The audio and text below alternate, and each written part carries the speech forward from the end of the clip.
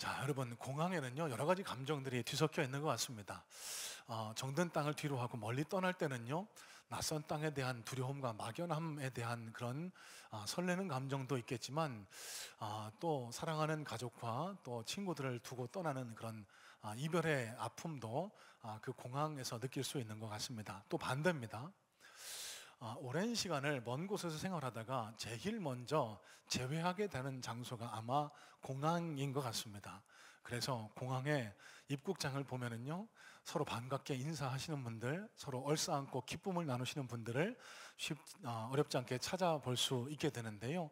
자, 여러분, 제가 공항 이야기로 말씀을 시작하는 이유는요, 오늘 본문 말씀에 바울이 가졌던 감정, 그러니까 바울이 잠시 동안 떨어져 있던 실라와 디모데를 다시 만나게 되는 장면이 오늘 본문에 기록되어 있거든요. 아마도 그 귀한 영적인 동역자인 실라와 디모데를 다시 만나게 된 바울이 아마 우리가 흔히 공항에서 느끼는 잠시 잠깐이지만 떨어져 있다가 사랑하는 가족과 재회하는 그런 큰 기쁨과 감사, 감격에 넘쳤던 그 마음이 오늘 본문에 바울이 가졌던 마음이 아닐까 하고 생각을 합니다.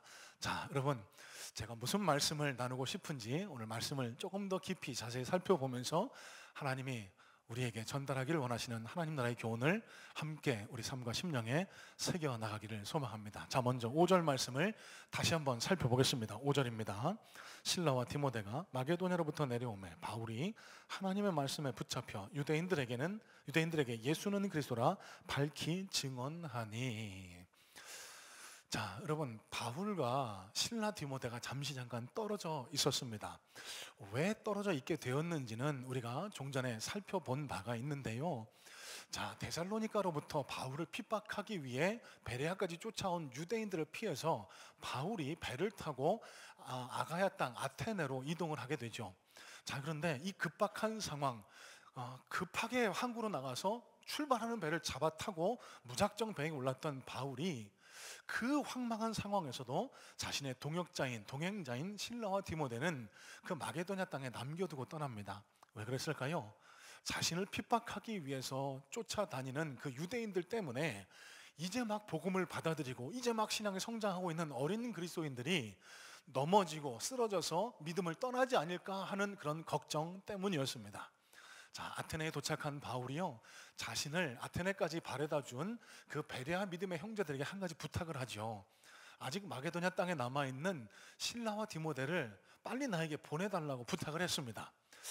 아테네와 베레아는요, 당시 선박으로는 약 나흘 길이 걸렸는데요. 그러니까 그 믿음의 형제들이 가서 요청을 하고 그 즉시 출발한 실라와 디모데가 바울을 만나기까지는 약 8일이 걸렸을 것으로 추정을 하고 있습니다. 자, 이 오랜만에 8일 만에 만난 실라와 디모데를 잠시 잠깐 그 베레아의 소식을 전해 들은 후에는요, 바울은 곧장 그 실라와 디모데를 다시 마게도냐 땅으로 돌려보냈는데요, 그 역시 그 마게도냐 땅에 남아있는 어린 그리스도인들의 믿음이 쓰러지지 않을까, 그래서 자기 자신의 편안함, 자기 자신의 유익보다는요, 그 어린 그리스도인들을 섬기고 돌보는 것을 더 앞장세웠던 바울이 실라와 디모데를 다시 마게도냐 땅 베레아와 데살로니가로 추정하는데요, 그것으로 다시 돌려보냈다라고 우리는 그렇게 알고 있습니다. 자, 바울이 아테네 사역을 마치고 고린도로 혼자 내려갔습니다. 그곳에서 믿음의 동역자인 아굴라 부부 브리스길라와 아굴라를 만나서 천막 만드는 생업에 종사하면서 전도 사역을 이어가고 있을 때인데요, 얼마간의 시간이 지나지 않아서 저 마게도냐 땅으로부터 디모데와 실라가 바울과 다시 합류하게 된 거예요. 자, 그런데 이 바울이 실라와 디모데를 만나서 얼마나 기뻐했는지, 얼마나 감사하고 감격했는지를 오늘 5절 말씀에 이 구절로 잘 표현되고 있습니다. 자, 5절 말씀 다시 보면은요, 실라와 디모데가 마게도냐로부터 내려오매 바울이 하나님의 말씀에 붙잡혀 유대인들에게 예수는 그리스도라 밝히 증언하니. 자, 여러분, 이 구절에 붙잡혀라는 말씀이요, 헬라 원어로 휘네코라는 단어를 사용하는데요, 이게 사로잡히다라는 뜻으로 사용됩니다. 그래서 영어 성경인 NKJV는요 이렇게 번역을 하는데요, compelled by the Spirit, 그러니까 성령에 더욱더 굳게 사로잡혔다라는 그런 표현이 되겠습니다. 자, 사도 바울이요, 하나님의 영, 하나님 말씀에 더 굳게 사로잡혀서요, 그 고린도에 있는 사람들에게 하나님의 말씀을 더 담대하게 선포했다라는 이야기예요. 자, 여기서 주의할 점은 바울이 이전에는 하나님 말씀에 사로잡히지 않았다는 뜻이 전혀 아니라는 사실입니다. 바울이 하나님 말씀에, 하나님의 영에 사로잡히지 않았다고 하면 어떻게 마게도냐 땅으로 건너오고 어떻게 빌립보 감옥에서 그 매를 맞고 갇혔으면서도 기도하고 찬송할 수 있었을까요? 어떻게 그 험하고 고된 전도 여행길을, 그 사역의 길을 계속 걸어갈 수 있었을까요? 계속해서 그는 하나님의 말씀에 사로잡혀, 하나님의 영에 사로잡혀 사역을 이어가고 있었지만, 저 마게도냐로부터 내려온 실라와 디모데를 만난 이후에 바울이요 더욱더 강력하게 하나님의 영에, 하나님 말씀에 사로잡혔다라고 이해하시는 것이 더 정확하다라는 말씀입니다. 자, 그러면 우리에게 궁금한 점이 여기에서 생겨나게 됩니다. 그러면 바울은 왜, 무엇 때문에 실라와 디모데를 만난 이후에 더 하나님의 영에, 더 하나님의 말씀에 사로잡혀 영적인 힘을 얻게 되었을까? 자, 첫 번째 추정입니다. 고린도후서 11장 9절 말씀에 이런 말씀이 기록이 됩니다. 또 내가 너희와 함께 있을 때 비용이 부족하였을 때 아무에게도 누를 끼치지 아니하였으면 마게도냐에서 온 형제들이 나의 부족한 것을 보충하였습니다. 자, 여러분, 고린도 전후서는 오늘 본문 시점에 바울이 세운 교회, 고린도 교회의 후일 3차 전도행 때 써보낸 편지가 고린도 전후서입니다. 자, 이때를 회상하면서 바울이 고린도 교회 성도들에게 이렇게 얘기하고 있는 거예요. 내가 비록 물질적으로 형편이 어려웠지만 당신들에게 폐해를 끼치지 않았습니다. 왜? 저 마게도냐로부터 내려온 내 형제들, 그들이 나를 도와주었기 때문입니다. 여러분, 이게 무슨 뜻일까요? 저 마게도냐 땅으로부터 바울을 만나기 위해 고린도로 온 실라와 디모데가요, 그곳 성도들이 모금해준, 그곳 성도들이 모아준 일정에게 선교 헌금, 바울에게 도움이 될 만한 그 선교 헌금을 가지고 바울에게 왔다는 사실입니다. 여러분, 이 사실이 바울에게 얼마나 큰 힘이 됐을까요? 여러분, 지난주에도 말씀을 나눴지만 바울은 고린도에 혼자 왔습니다. 물론 그곳에서 하나님이 예비하신 믿음의 동역자 브리스길라와 아굴라를 만나기는 했지만 천막 만드는 그런 생업을 이어가면서 그렇게 근근히 전도 사역을 이어갈 수밖에 없었습니다. 그런데 저 마게도냐에 있는 믿음의 형제들, 베레아 교회 성도들, 데살로니가 교회 성도들, 비록 그 액수가 크지 않더라도, 액수가 중요한 게 아니겠죠.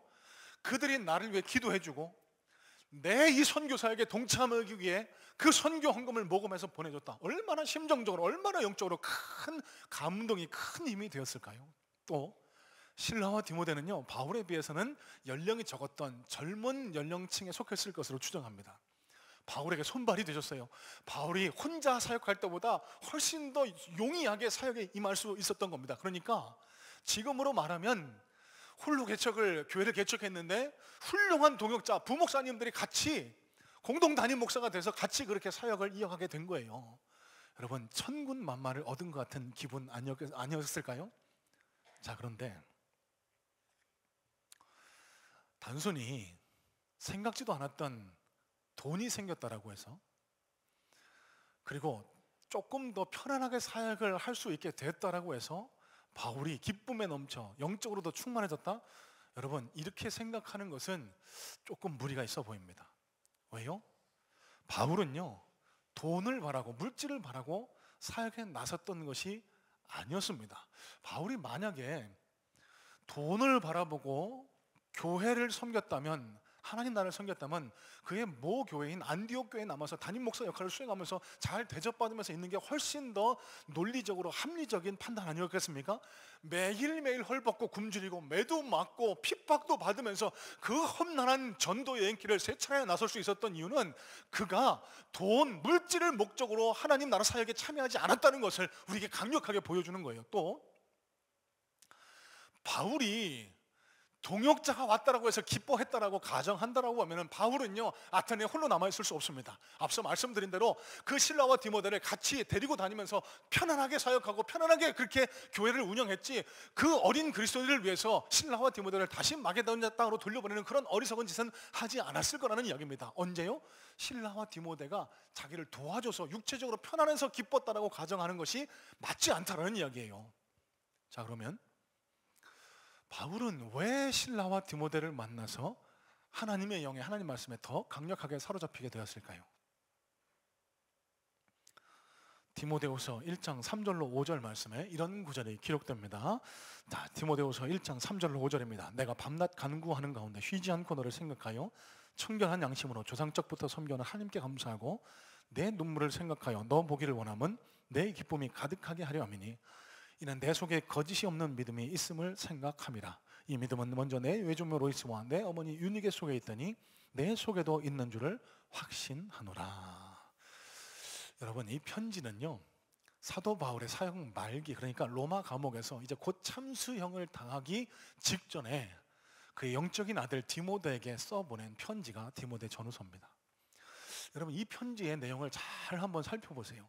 마치 어떤 젊은 남성이 한 여성에 대해서 구애하는 듯한 그런 절절한 내용이 담겨 있다고 생각하지 않으실까요? 여러분, 그렇다고 해서 바울이 게이 아닙니다.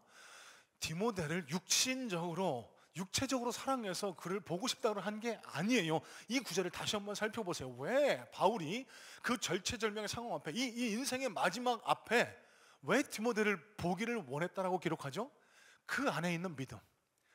디모데를 보면은요, 바울은 기뻤던 거예요. 비록 그가 영적인 후배고 자신이 길러낸 영적인 아들이지만 그 속에 있는 참된 믿음, 하나님을 사랑하고 예수 그리스도를 사랑하고, 그래서 자기 자신을 앞세우지 않고 하나님 나라를 앞세우고 하나님을 위해서 거룩하고 청결한 믿음의 그 여정을 이어가고 있는 디모데를 볼 때마다 도전이 되고 기쁨이 되고 마음이 뿌듯해지는, 도전이 생기는 그런 믿음의 동역자, 영적인 동역자였기 때문에 그 인생의 말년에 로마 감옥에서 디모데 보기를, 내가 한 번만이라도 너를 다시 봤으면 정말 좋겠다, 내가 정말 너를 다시 보면 기쁘겠다, 이렇게 고백을 하고 있었던 겁니다.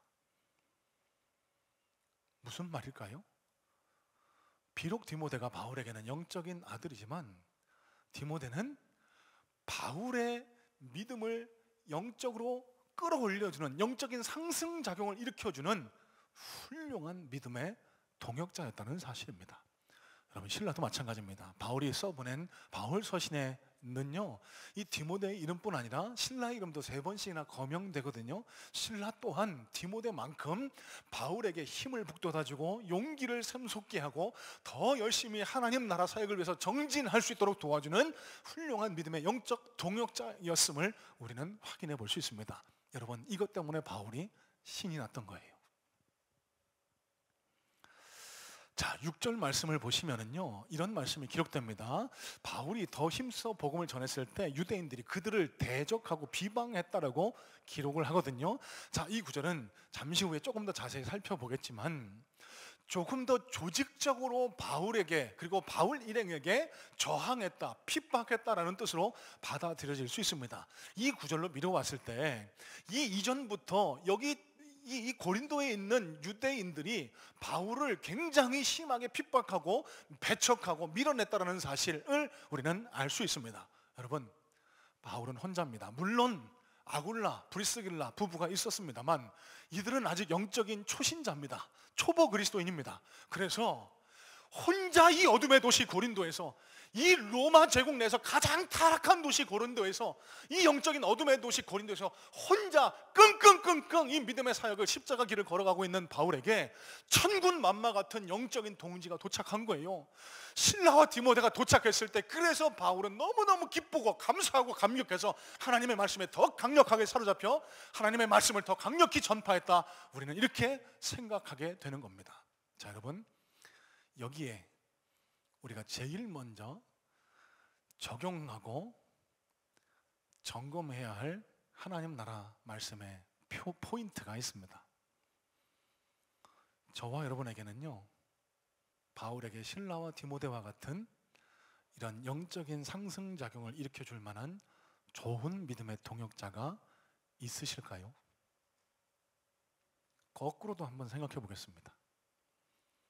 저와 여러분은 누군가에게, 그러니까 바울에게 실라와 디모데 같은 그를 영적으로 도와주고 보기만 해도 만나면 기쁘고 감사하고 새로운 도전이 생겨나는 그런 영적인 상승작용을 일으켜줄 존재가 누군가에게 되고 있다고 생각하실까요?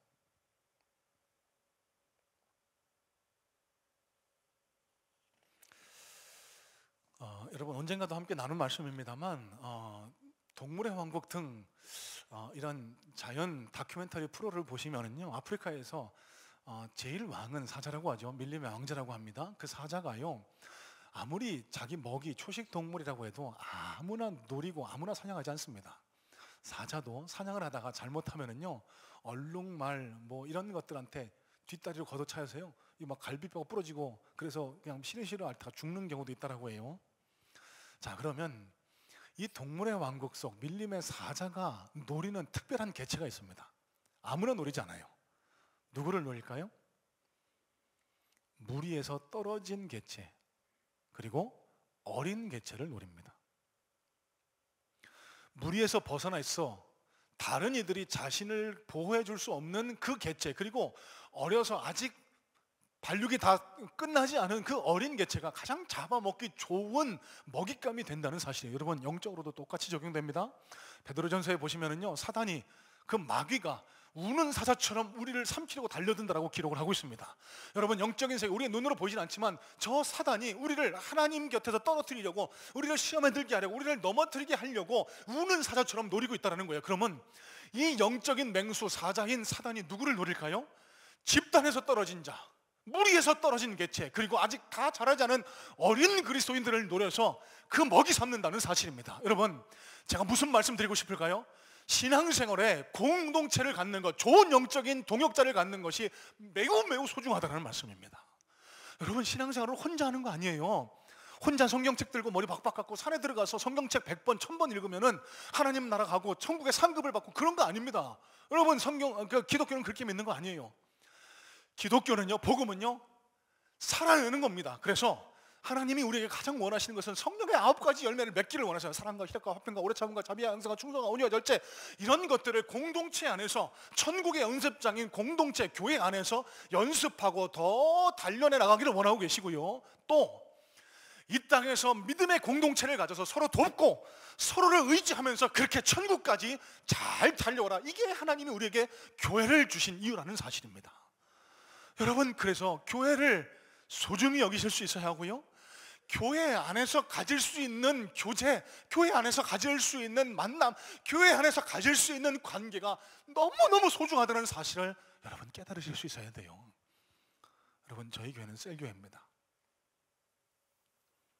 주일에는 이렇게 대예배로 모여서 함께 공동체적으로 예배를 드리지만, 주중에는 소그룹으로 3명, 4명, 5명, 7명, 8명 그 소그룹으로 모여서 받은 말씀을 살아낸 것을 함께 나누고 서로를 위해서 격려하고 위로하고 기도해주는 그 셀 모임을 통해서 힘을 얻는 겁니다. 한 주간을 살아나갈 새로운 힘을, 내 방패막을 삼는 겁니다. 여러분, 지금도 셀에 속하지 않은 분 계시면은요, 여러분, 교육자들에게 그렇게 말씀해 주세요. 저 셀 모임 하고 싶습니다. 그리고 셀 모임에 여러분 열심히 참여해 보시길 바래요. 어제도 우리 여성 셀 리더님들이 우중이지만 저 서울대학교 수목원으로 야유회를 다녀오셨습니다. 물론 세상에서 노는 것보단 재미없을 수 있습니다. 세상에서는 모르겠습니다. 저는 그렇게는 해보지 않아서 관광버스 타고 오면서 갈 때 올 때 내내 뭐 음악을 틀어놓고 한 4시간, 5시간씩 흔든다면서요. 그것만큼 재미는 없을 수 있지만 여러분, 그 교회 내에서 모임들, 행사들이 얼마나 소중하냐면요, 여러분, 우리는 오늘 이 예배 마치고 성전문을 나서는 순간부터 저 밀림 정글 속에 들어가는 겁니다. 사단이 우는 사자처럼 우리를 삼키려고 달려드는 그 정글 속에 들어가는 거예요. 그때 우리의 믿음을 지켜줄 수 있는 건 우리 곁에 나와 함께 이 싸움을 싸워나갈 영적인 동역자 있느냐 없느냐가 너무너무 중요하다는 사실입니다. 여러분, 교회 안에서 말씀과 기도, 예배만큼 중요한 게 주 안의 교제라는 사실, 여러분 왜일까요? 이 주 안의 교제가 우리 믿음의 생존을 결정할 수 있기 때문에 그렇다는 사실입니다. 여러분, 저는 소망합니다. 우리 성문의 모든 성도들이 우리 교회 공동체 내에서 좋은 믿음의 영적 관계들을 이어나가실 수 있기를 간절한 마음으로 소망하고 축복해요.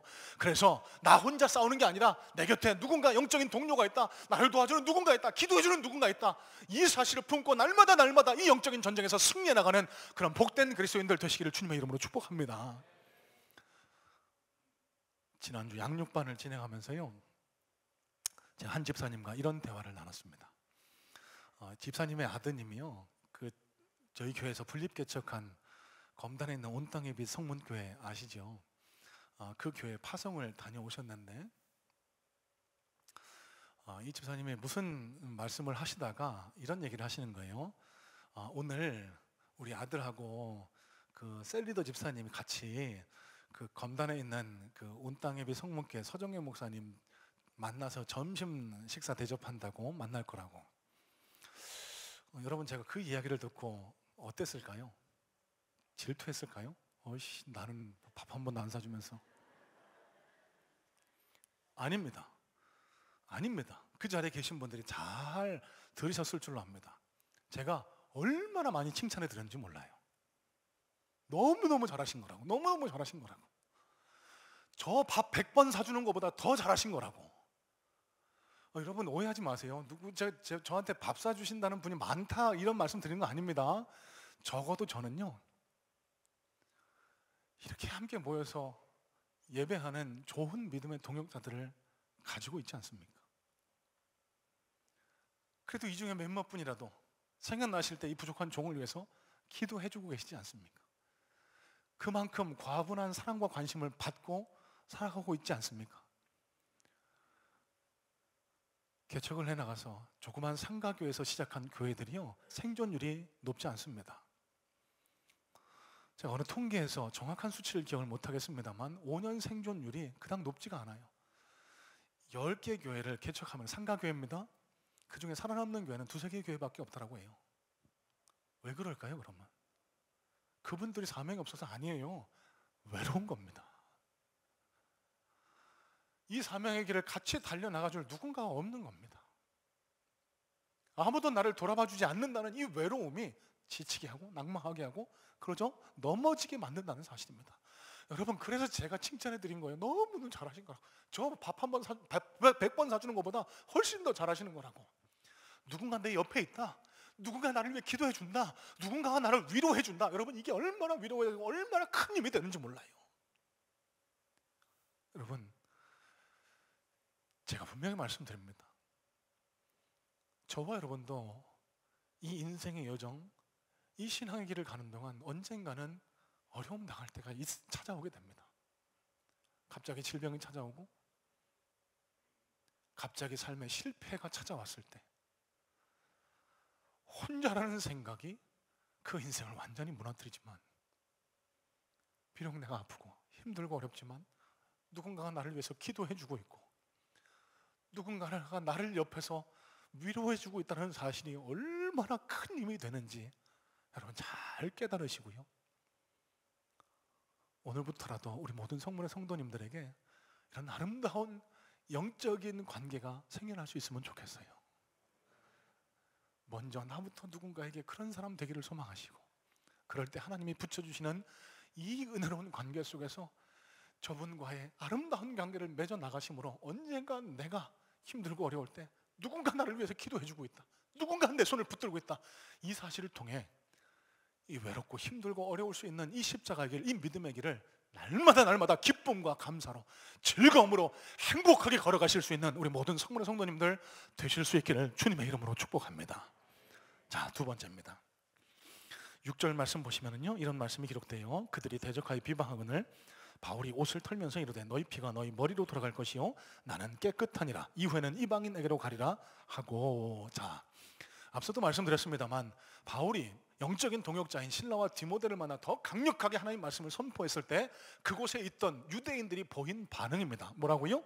비방하고 대적했다라고 기록을 해요. 자, 여기 대적하다라는 말씀의 뜻은요, 전투를 치르기 위해 대오를 갖추는 그런 모습을 의미하고 있고요, 비방하다라는 이 단어 역시 조직적인 형태를 갖춘 대립의 의미를 포함하는 뜻이 바로 이 비방하다라는 이 말에 담긴 뜻입니다. 여러분, 무슨 말일까요? 바울이 신라와 디모데를 만나서 더 영적으로 강건해져서 말씀을 전하니까요, 더 조직적으로 더 심하게 바울을 핍박해 오기 시작했던 거예요. 자, 4절 말씀에 따르면요, 이 바울과 그의 동역자들 신라와 디모데를 핍박했던 사람들은 이 바울이 복음을 전했던 유대인의 회당에 있던 사람들, 유대인이라고 기록을 합니다. 그런데 이 회당에는 유대인들만 있었던 게 아니고요, 이방인들도 섞여 있었다라고 그렇게 기록을 하고 있습니다. 자, 그들 중에서 유대인들입니다. 이들은 기득권자들입니다. 스스로를 선민이라고 자칭하면서 나는 하나님의 백성이야, 나는 하나님의 일꾼이야, 이렇게 자처하고 있었던 사람들이 바울이 선포한 복음 앞에 그를 대적하고 조직적으로요 비방하고 그와 대립해서 맞섰다는 사실입니다. 왜 그랬을까요? 자신의 기득권을 지키기 위해서, 자신의 탐욕과 이기적인 욕망이 바울 입에서 선포된, 바울을 통해 선포된 그 생명의 복음보다 더 소중하다고 느꼈기 때문에. 자, 여러분, 여기 회당의 유대인들의 모습을 한번 상상해 보시길 바랍니다. 고린도는 무역으로 인해서 물질이 풍요했다라고 지난 시간에 나눈 적이 있습니다. 여러분, 적어도 여기 유대인들은 바울보다 더 좋은 옷을 입고 있었을 겁니다. 더 좋은 것을 누리고 살았을 겁니다. 더 좋은 것을 소유하고 그렇게 누리면서 살았을 겁니다. 그런데 여러분, 그들의 삶은 어떻게 됐죠? 바울과 똑같은 시간에 똑같은 장소를 살았습니다. 그들의 흔적은 지금 남아있습니까? 아니요. 비록 겉보기에는 화려해 보이고 좋은 것을 즐기며 먹고 마시고 쓰며 살았어도 그들의 이름 흔적조차 남아있지 않은 것은, 그들의 인생은 영원한 것을 담는 게 아니라 잠시 잠깐이면 사라져버릴 이 땅의 것을 담는데 눈에 불을 켜고 그것만 쫓아왔기 때문이라는 사실입니다. 반면에 바울은 비록 조금은 허름하고 남루하고 조금은 어려운 삶을 살았지만 그 생명 안에, 그 삶 속에 진리의 생명, 영원한 것을 따르며 추구하며 살아온 결과 성경에 기록되어 하나님 나라 큰 일꾼으로 세움받는 놀라운 대비가 이루어지고 있지 않습니까? 6절 말씀에 따르면요, 바울이 전한 복음에 조직적으로 대항하는 이 유대인들의 모습을 보고 바울이 옷을 털었다라고 기록을 하고 있습니다. 자, 이건 유대인의 관습에서 비롯된 행동으로 볼 수 있는데요, 당시 유대인들은요 자기가 거주하는 지역 아니고 다른 이방적은 다 부정하다라고 봤습니다. 그래서 다른 이방적을 갔다가 올 때는 신발과 옷에 먼지를 털어서 부정한 것을 가지고 오지 않겠다라고 그렇게 행동을 했다라고 해요. 자, 그런데 지금 본문의 바울이 옷에 먼지를 털었다라는 이 구절은 성별의식, 그러니까 부정한 것을 묻히지 않겠다, 이런 뜻으로 받아들이면 곤란합니다. 자, 누가복음 9장 5절에 이런 말씀이 기록됩니다. 누구든지 너희를 영접하지 아니하거든 그 성에서 떠날 때에 너희 발에서 먼지를 떨어버려 그들에게 증거를 삼으라 하시니. 자, 예수님이 제자들을 각처로 보내시면서 하신 말씀인데요, 이 말씀의 뜻은 무엇일까요? 복음을 받아들이지 않는 그 미련한 자들에게 더 이상 미련 두지 말라는 겁니다. 너희는 너희 할 일을 한 것이기 때문에 천국에서 상급이 있을 것이다. 너희가 전한 복음을 받아들이지 않는 자들에게 미련을 갖지 말아라. 옷에 먼지를 떨어버려라. 너희들 책임이 아니다. 이걸 예수님이 가르쳐 주셨던 거예요.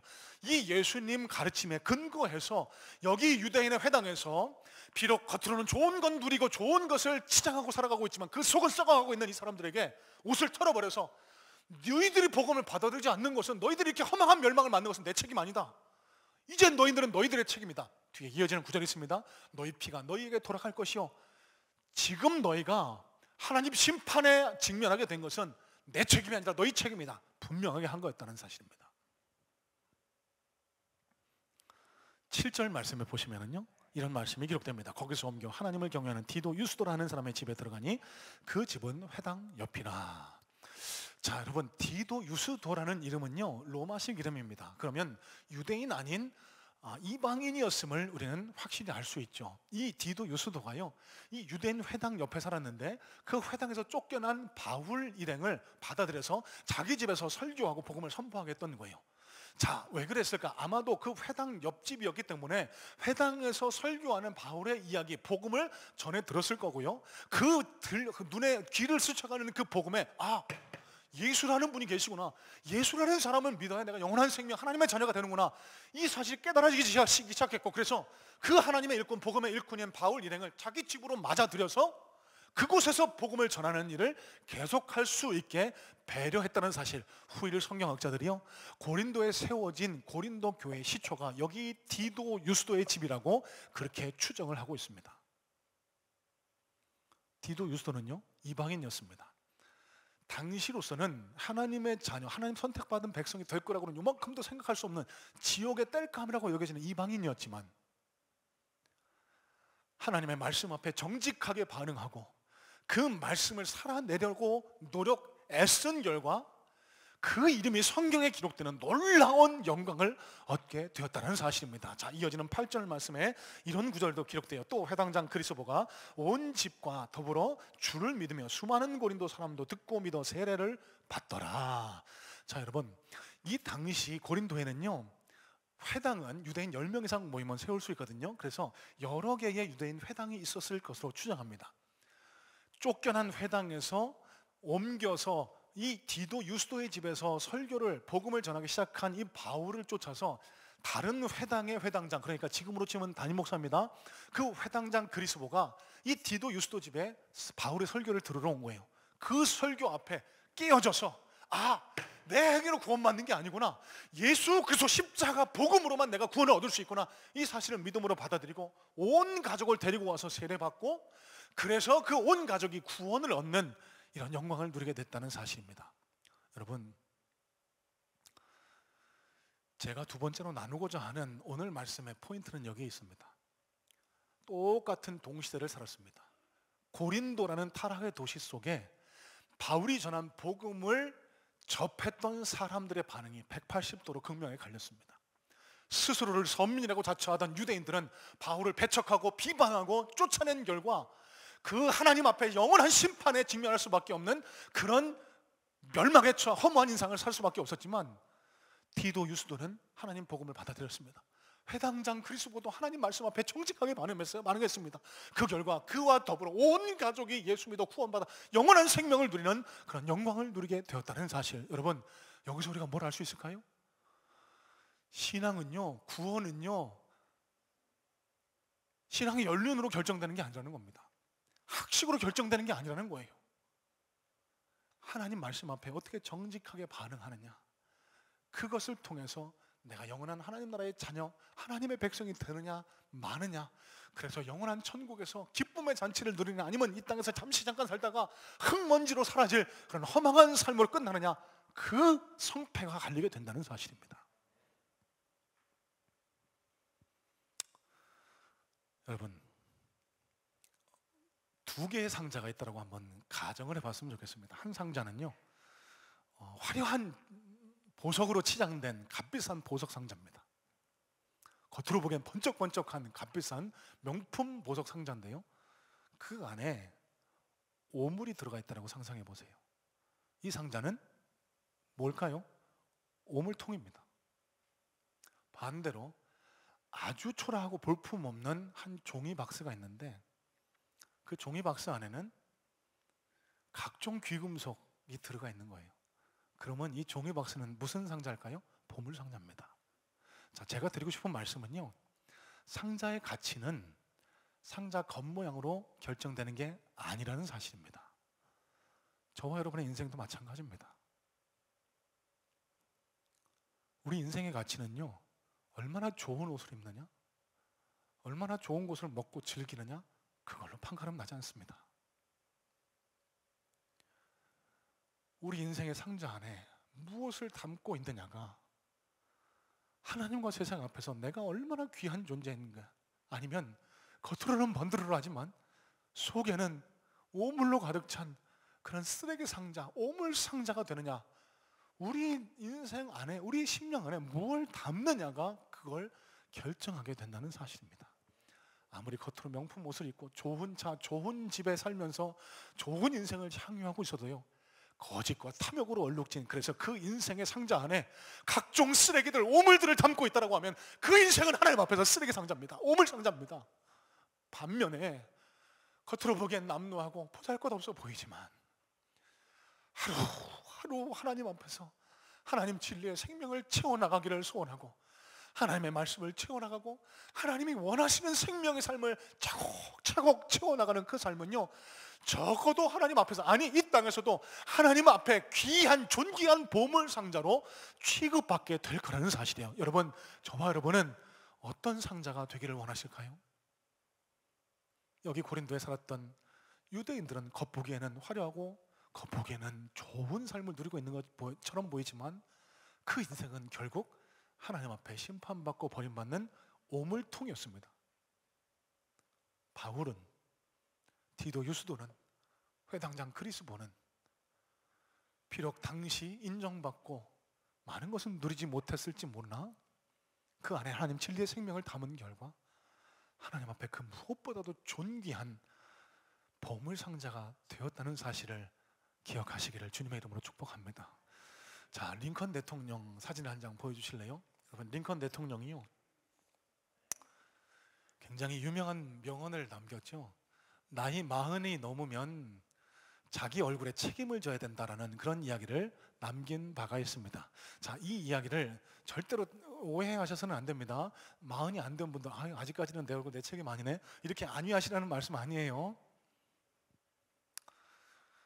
사람은요, 누구나 다 자기 인생에 대한 자기 책임을 지니게 됩니다.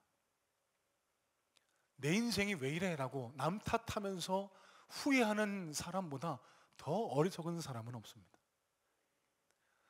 링컨 대통령의 말만 따라보더라도 지금 내 인생이 과연 오물통으로 만들어지고 있는지, 존귀한 보석 상자로 만들어지고 있는지, 그건 내 엄마 아빠 탓도 아니고요, 내 아내 남편 탓도 아니고요, 순전히 내 책임이라는 사실입니다. 이런 맥락에서 저와 여러분의 삶을, 오늘 저와 여러분이 지나가고 있는 이 4월 30일의 한 날을 다시 한번 잘 성찰해 볼 필요가 있다는 사실이요.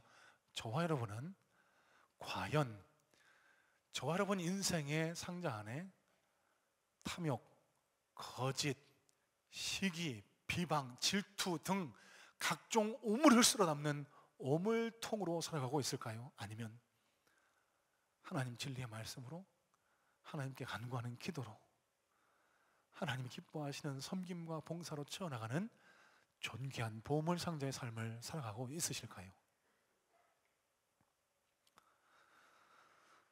1930년입니다. 미국 켄터키주의 한 병원에요, 한 노인이 그 복도에 앉아 고개를 떨구고 초점 없는 눈동자로 모든 것을 포기한 듯 앉아 있었다고 합니다. 이 노인은 건강도 잃었고요, 재산도 잃었고, 그래서 삶에 대한 모든 희망도 잃어버린 채 그 병원 복도에 앉아 자신의 신세를 한탄하고 있었다고 하는데요, 그때 저 병원 복도 끝에서 한 청소부, 남루한 복장을 한 청소부가 콧노래를 부르면서 청소하면서 이 노인에게 다가오고 있다는 겁니다. 너무 즐겁고 행복하게 노래를 부르면서 자신의 맡은 일, 청소 바닥을 닦는 일을 하고 있었는데, 가만 들어보니까 그 콧노래는요, 찬송가 382장 너 근심 걱정 말아라 라는 찬송이었다고 해요. 너무나 의아했던 이 노인이 청소부에게 물었답니다. 당신 인생이 행복합니까? 당신 청소부잖아요. 어떻게 이렇게 즐겁게 살아갈 수 있습니까? 그때 청소부가 이런 대답을 했대요. 내 고향은, 내가 돌아갈 곳은 영원한 천국입니다. 그리고 내 영원한 친구 되신 예수님이 지금 나와 함께 하고 계시는데 뭐가 걱정이고 뭐가 염려할 거리가 있단 말입니까? 이 청소부의 고백, 이 청소부의 믿음, 이 청소부의 태도에 너무너무 충격을 받은 이 노인이요, 자신도 곧 그 너 근심 걱정 말아라라는 찬양을 따라 부르기 시작했더라고요. 너 근심 걱정 말아라 주 너를 지키리. 죄송합니다. 이 노인이요, 곧 용기가 생기기 시작했대요. 그래, 나도 하나님을 믿는데, 주님이 내 곁에 계시는데 내가 왜 이렇게 절망하고 있나. 다시 용기를 회복하고 힘을 얻어서 병원에 나가자마자 자기가 제일 잘하는 일을 하기 시작했대요. 닭을 튀기는 일을 하기 시작했는데 얼마나 맛있는지 입에 소문이 나서, 입소문이 나서요, 주변에 소문이 나서 손님들이 찾아오기 시작하고, 그래서 여기저기 점포를 차려서 전국에 매장을 갖게 되고 전 세계로 매장을 확장해 나가는 프랜차이즈 사업가. 여러분, 이 사람은 다름 아닌 저 여러분들 잘 알고 계시는 KFC의 창업자 커넬 샌더스라는 사람의 이야기라고 합니다. 자, 여러분, 제가 드리고 싶은 말씀은 이겁니다. 여러분, 아무리 겉으로 화려해 보이고 아무리 겉으로 좋은 것을 치장하고 있어도 마음속에 염려, 근심, 걱정이 있으면, 속에 남을 미워하고 질투하고 남을 저주하고 탐욕, 죄악 이런 것들을 쓸어 담고 있으면 그 인생의 통은, 상자는 오물통, 쓰레기 상자, 멸망해가는 상자에 지나지 않지만, 어떤 환경에서도 초라하고 보잘것없는 보이는 내 인생에도 주님을, 존귀한 주님을 내 심령 안에, 내 삶의 그릇 안에, 상자 안에 모셔드리기만 하면 하나님이 그 인생을 되바꿔 주시는 인생 역전의 역사가 일어날 수 있다는 사실입니다. 여러분, 저와 여러분들은 우리 인생의 겉모양 치장하는 데만 그렇게 집중하다가 하나님 앞에 낭패스러운 책망을 받는 그런 어리석은 그리스도인 되지 않으시기를 주님의 이름으로 간절한 마음으로 소망합니다. 저와 여러분의 삶과 심령에 하나님 진리의 말씀, 하나님 영원한 생명, 영원히 남을 하나님 사랑, 헌신, 하나님의 진리의 말씀을 채워나감으로 말미암아 하나님께서 저와 여러분들을 이 땅에 하나님 도구로 들어 쓰셔서 이 땅에서도 반짝반짝 빛나는 보석상자가 될 뿐 아니라 영원한 하나님 나라에서 큰 상급과 칭찬을 받아 누리는 그런 복된 귀한 존귀한 보물상자 되실 수 있기를 간절한 마음으로 소망하고 축복합니다.